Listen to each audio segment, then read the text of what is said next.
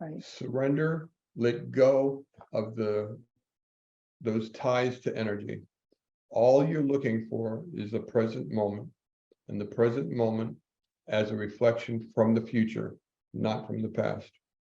And as long as you're holding on to those moments of pain in your past, your today will be a reflection of your past. Your today's pain is the same pain as that moment years ago. That's why, you want to stop this pain, you've got to release it. And the word that I use is forgiveness. Now let's understand my word. Forgiveness to me has nothing to do with paying a debt. Forgiveness to me has nothing to do with the other person. Forgiveness to me has nothing to do except for one thing: releasing the energy of the event and the emotion. That is my definition of forgiveness in the energy field. It's releasing, surrender, letting go, cutting the ties to the past emotion.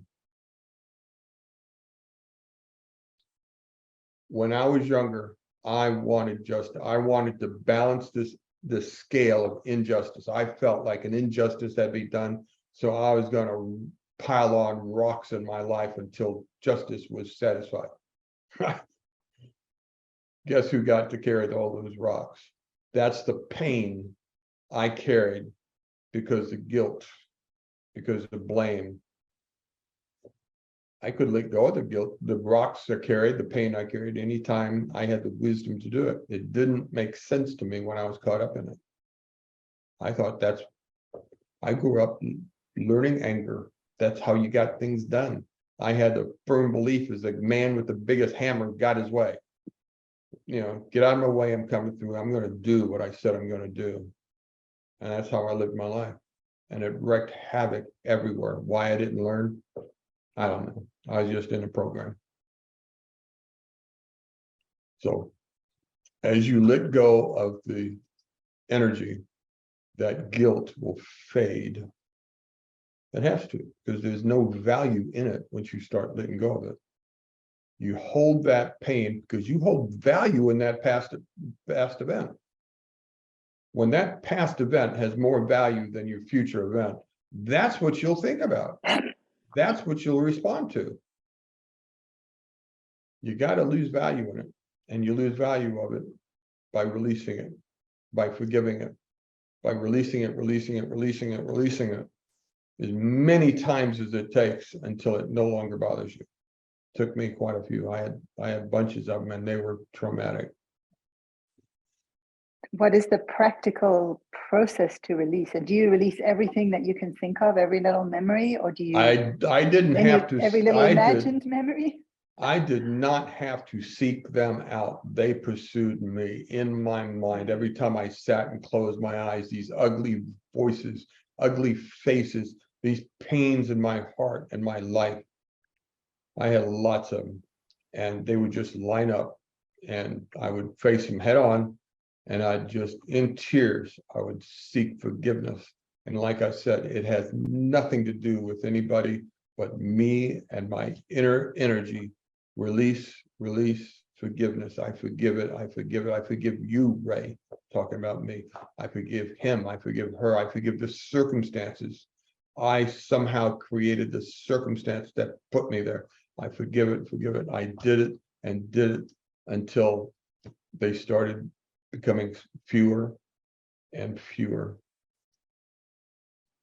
The goal has nothing to do with anybody else. The goal is to be free yourself. So you would sit as Ray in the present, and when these memories or emotional responses to a memory would come up, you would just release that, forgive yourself as Ray in the present, forgive Ray in the past, or how would you do that? That's well said.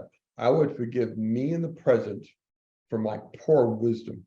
I would forgive me in the past for my poor wisdom and poor choices and anger. And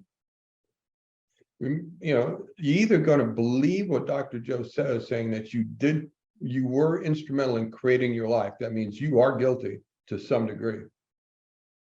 Somehow you chose a life that added your participation. You were complacent in it to some way.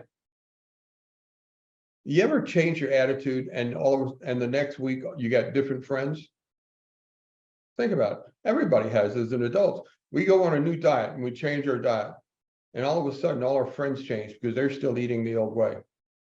If you were a heavy smoker and then next week you have given up smoking, your smoker friends don't want to be around you. Here's this new righteous guy that ain't smoking. Your friends change.